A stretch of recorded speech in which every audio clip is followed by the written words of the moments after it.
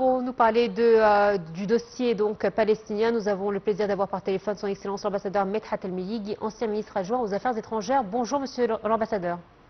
Bonjour à vous.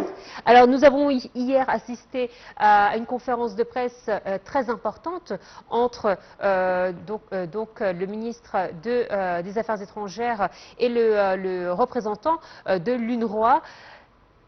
Alors cette rencontre intervient dans quel contexte?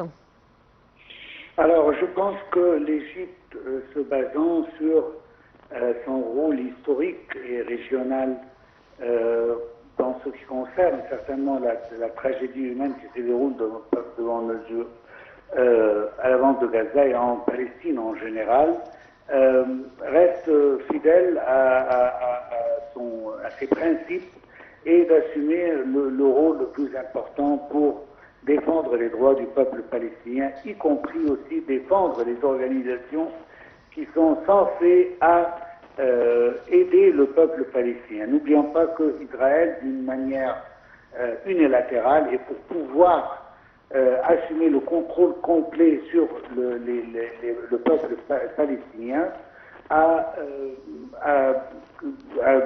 annulé d'une certaine manière le rôle de l'UNRWA dans la Palestine et même dans leur bureau en ce qui concerne aussi en Israël et tout cela.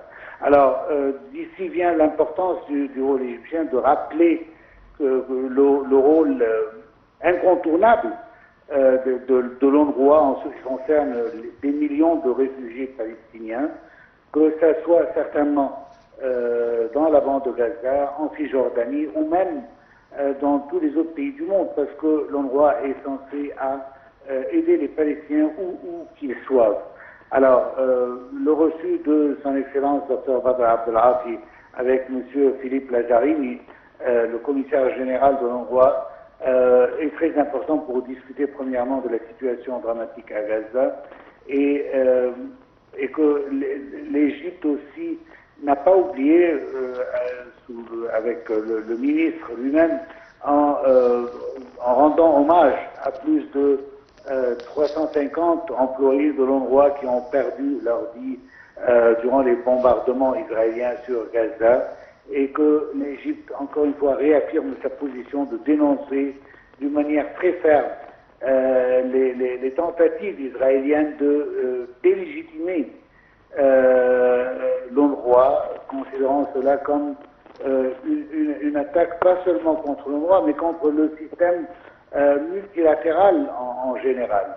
N'oublions pas que le représentant d'Israël aux Nations Unies a eu l'audacité de déchirer la charte des Nations Unies devant le monde entier, sans que cela a vraiment suscité des punitions claires de la part de la communauté internationale contre l'État d'Israël pour son humiliation à cet organisme qui sert comme défendeur de la paix internationale dans le monde entier. Alors justement, aujourd'hui, on voit que Israël et même les États-Unis, son plus grand allié, affichent un désintérêt complet envers ces organisations internationales telles que l'ONU et toutes les organisations qui en découlent. Ben exactement. Alors, c'est pas seulement ça, mais parce que c'est le seul, c'est le seul organisme à qui on peut recourir pour sauver la paix internationale. Et c'est ça le but de la création des Nations Unies après la Deuxième Guerre mondiale, pour assurer que le monde peut vivre en paix.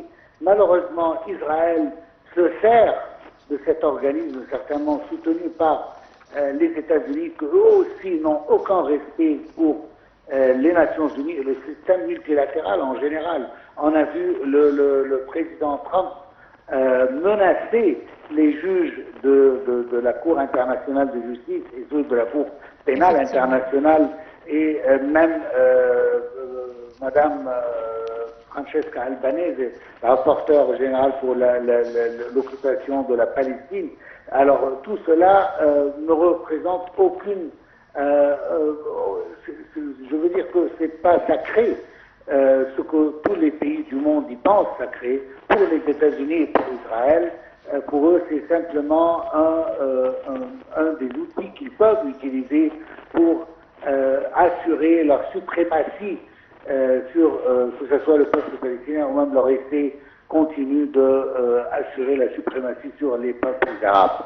Oui. Alors, je trouve que la position égyptienne reste la position la plus ferme dans la région pour pouvoir aider l'organisation internationale, et c'est pour ça d'ailleurs on a entendu son Excellence le docteur Badr Abdelhak il y a quelques jours parler de la nécessité oui. de démocratiser le système des Nations Unies et que 5 pays seulement ne peuvent pas être les seuls du monde parmi 193 pays à assurer la sécurité mondiale, et d'ailleurs ils ne le font pas à cause du droit de veto qui est utilisé d'une manière toujours de la part par exemple des États-Unis plus de 58 fois pour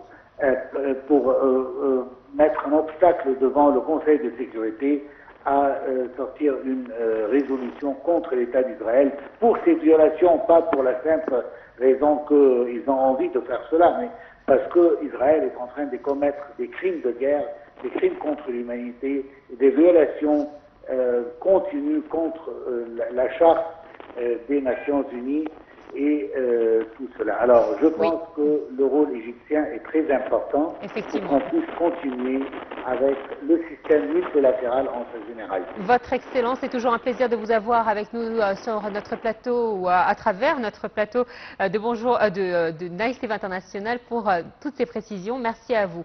On retourne donc de l'actualité avec cette fois-ci en Palestine, l'offensive israélienne se poursuit.